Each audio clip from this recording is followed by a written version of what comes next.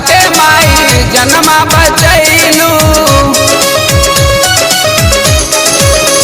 लागे बीच में ही दुनिया बदल रहा है, लागे बीच में ही दुनिया बदल रहा है, बदल रहा है। माई आई पता न कुछ चल रहा है,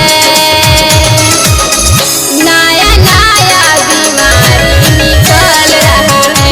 माई आई पता न कुछ चल रहा है, नया नया बीमारी निकल रहा है। प्रेम से बोलो खावे वाली मैया की जय।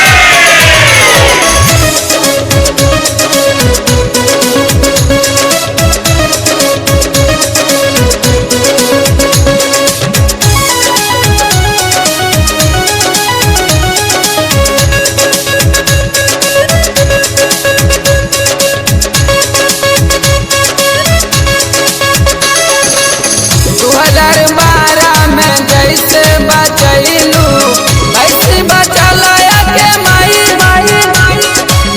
वादा करी माई लागल लॉकडाउन, तुझे न कौनो तार भक्त जाई।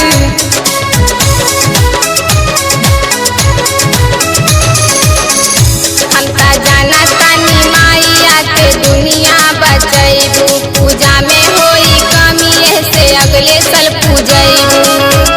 बाधा होई पूजा में यही खल रहा है, बाधा होई पूजा में यही खल रहा है। माई आई पता न कुछ चल रहा है, नया नया बीमारी निकल रहा है। माई आई पता न कुछ चल रहा है, नया नया बीमारी निकल रहा है। प्रेम से बोलो पटना वाली पटन देवी मैया की जय।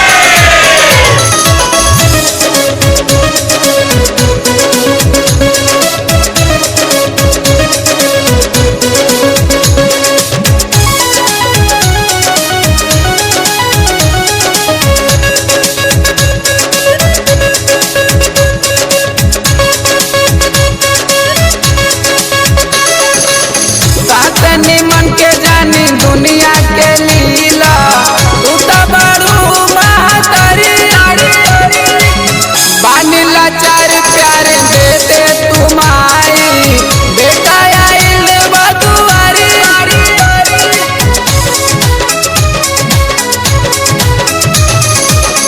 सैया कार्तिक तूफान रात में धैले बाटे कलसा, बेटी साक्षी सोनम के बाबे मनमा में ललसा। तोहरे दर्शन खातिर मनमा मचाल रहा है, मचाल रहा है। तोहरे दर्शन खातिर मनमा मचाल रहा है।